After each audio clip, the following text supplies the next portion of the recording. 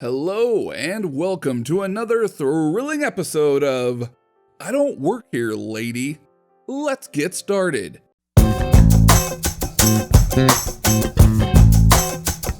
You're Filipino, so you must work here. This happened maybe 3-4 years ago, but it's one of those interactions that I haven't just forgotten. So, first, a little background. My father used to work in China. He has since transferred to a different country. Because of this, I'd spend much of my childhood in China and Hong Kong. I developed a little ritual whenever we were traveling, which is really just me stopping by in the airport's bookstores and bringing home my latest haul of books.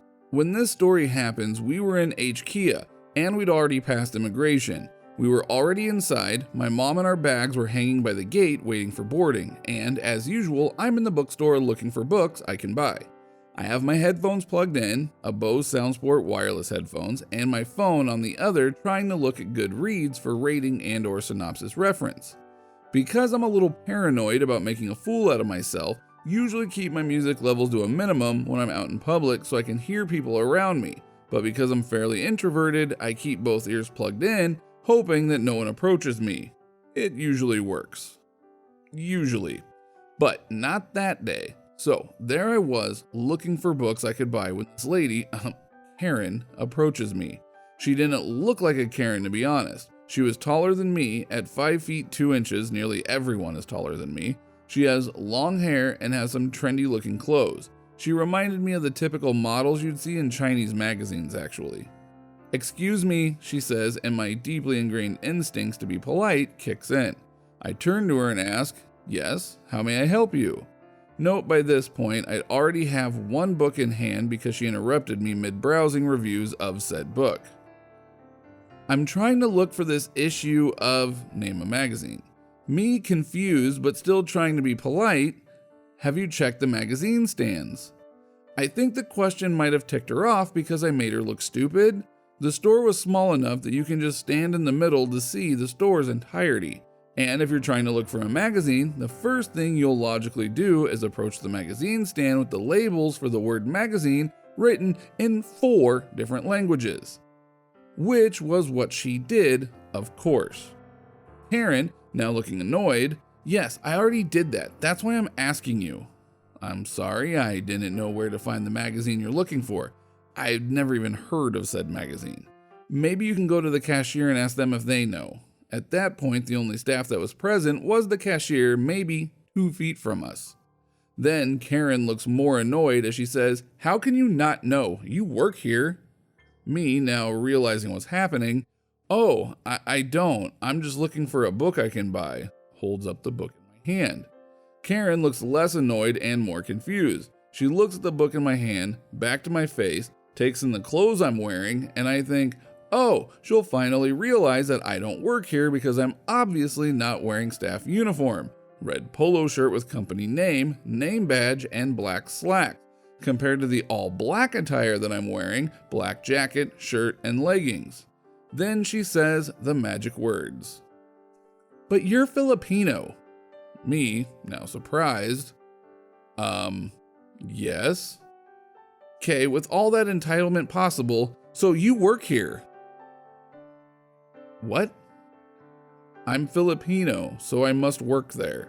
For those of you who don't know, there are many Filipinos in Hong Kong. Filipinos, if I remember correctly, make up the largest ethnic minority in Hong Kong. Many of these Filipinos work as domestic workers in Hong Kong, so I guess the common, racist conception is that all Filipinos in Hong Kong are workers there. Karen is still waiting for my response, looking more and more ticked off.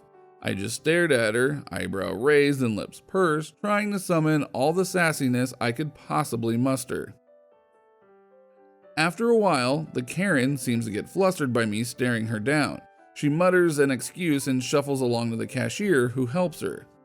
I mean, that's it. It's not a super exciting story, just incredibly annoying. The dumbass racist stereotype that reduces Filipinos to such a degree that any sort of identity beyond domestic work disappears makes me want to strangle some people.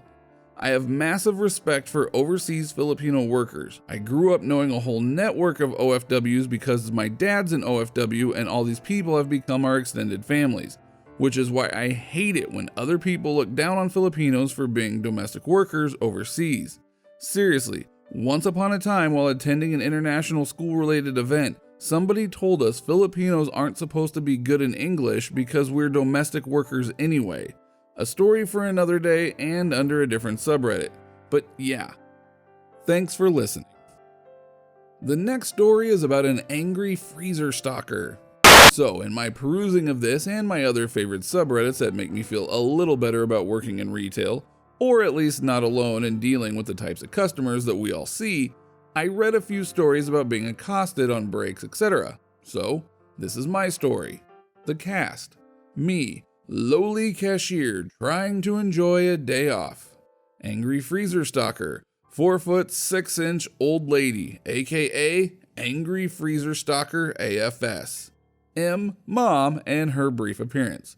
This happened a few years ago, but as it's a story I've repeated a few times with coworkers, it's mostly still fresh. I was on a day off, the first one I'd had in 10 days, and doing a bit of grocery shopping with mom. Rent where we lived was insane, so I lived with her and dad. We had made it around the store and our last stops were the bakery and dairy. Mom heading to dairy when I went to the bakery. Now, I had been working at that particular store for about a year at that time and pretty well work any shift, including being called in. So I was easily recognized by customers. Mostly it was fine, general friendly conversation, joking about being allowed a day off, typical stuff when you see a regular. In this particular store, bakery, dairy, and frozen foods take up a big chunk of one corner of the store. They had recently been working in the freezer section, but I hadn't paid much attention as it wasn't my department. It was also only one section and wasn't a huge change. Ice cream had moved from one side to beside frozen dinners, and frozen fruit were now next to frozen veggies. Nothing had been taken out. To my knowledge, nothing was discontinued. Just moved from one side of the aisle to the other. I was in the farthest corner of the bakery deciding on a flavor of bagel when I hear this voice. The freezer section has changed. I turn around and look at this little old lady, AFS, is standing there with a basket and her looking at me like this angry look on her face. Pardon? Getting madder. The freezer section is different. They moved the ice cream. Oh, I didn't realize that. I haven't been over there yet. I know they were working there a few days ago. I grabbed my bagels and bread and headed towards the dairy in our shopping buggy. AFS following me. They changed the freezer. Why? I don't know. It probably came from head office. I realized mom wasn't in the dairy aisle anymore, so I set off to find her. AFS still following me, still getting angry. I want to know why they changed the freezer. Now I can't find the ice cream. To get to the dairy aisle, you have to walk right through the freezer section, so I looked around and easily spotted the ice cream. Oh, they just moved it to the other side. AFS still following me as I turned down the coffee and tea aisle. But they moved it. Why? I want to know. By now I had spotted mom and was trying to make a not obvious beeline, hoping that this crazy old lady would get the message before I had to start being rude. I'm sorry, but I can't answer that. If you go up to customer service though, they can call a manager for you. As I placed my items in our buggy, she finally seemed to realize I wasn't working that day. She grumbled something and walked away. Now, to save everyone from asking if I was dressed like I was working at the time, we had a very strict dress code. Black dress pants, black shoes, white collar top, bright red vest. I was wearing a flowery sundress and flip-flops.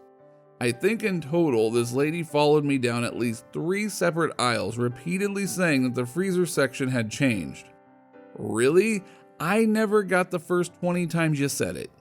I had originally thought she was a regular, but I didn't recognize her, which isn't unusual, and I never saw her after that. On to the last story for the day. I'm not your Uber driver, lady. I was living in a university area and parking was really hard to find. I found a great spot out front and had to run back up to my apartment and grab something and got back down to my car. I was sitting in my car getting my phone ready with music before I left. While doing that, my 2 back doors open up and 2 kids climb in. They don't speak great English and are trying to tell me where to go. I turned around and told them that I'm not an Uber driver. So they sat in the back of my car on their phones trying to figure out what was going on with their Uber. I had to scream, "Get out of my car!" This is not the place to figure out your Uber app. But the look on their faces when everything clicked that they were lounging in the back of a stranger's car and were getting yelled at was priceless. Thank you for watching today's video. If you enjoyed this video, click on that like button and be sure to leave a comment and let us know which subreddits you would like to see a video of. And please be sure to subscribe. If you are still in the mood for more Reddit videos, click on one of the videos on the screen right now. They are really good, trust me.